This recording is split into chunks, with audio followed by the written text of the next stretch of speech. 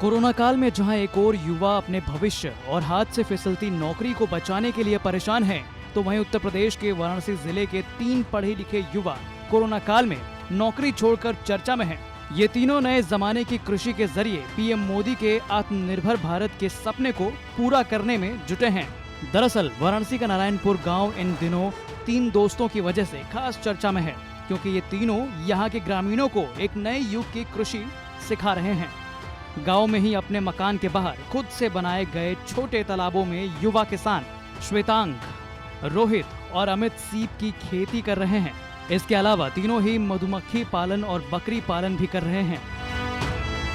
प्रधानमंत्री नरेंद्र मोदी के आत्मनिर्भर भारत के सपने को साकार वाराणसी के वो 3 युवा साथी कर रहे हैं, जो बजाय पारंपरिक खेती के या कहीं नौकरी करने के लॉकडाउन पीरियड में एक ऐसे नए प्रयोग को अंजाम दे रहे हैं, जिसको यहाँ पे पारंपरिक खेती न कहते हुए एक नया प्रयोग कहा जाएगा।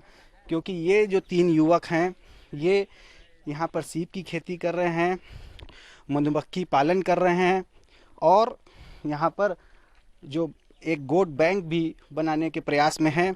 और इनके इस प्रयास को, इस कोशिश को बहुत सराहा भी जा रहा है। युवा किसानों में से एक सीप की खेती की बागडोर संभालने वाले श्वेतांक ने बताया कि ये दूसरी खेती की तरह है, लेकिन पारंपरिक खेती से थोड़ी अलग है।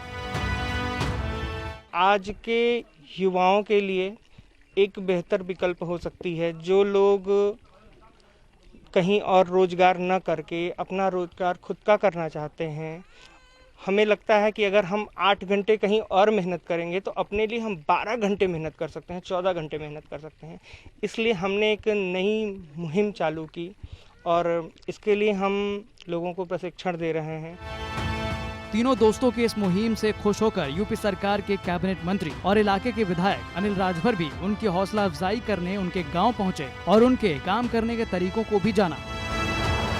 हमारे उत्साहित नौजवानों ने, जागरूक नौजवानों ने, जो नौकरी छोड़कर, अच्छी नौकरी छोड़कर और यहाँ अपने गांव में ही रहकर हम अपनी पीढ़ियों का, हम अपने नौजवानों का, हम अपने आने वाले लोगों का हम मार्गदर्शन करेंगे, उनको आत्मनिर्भर बनाएंगे।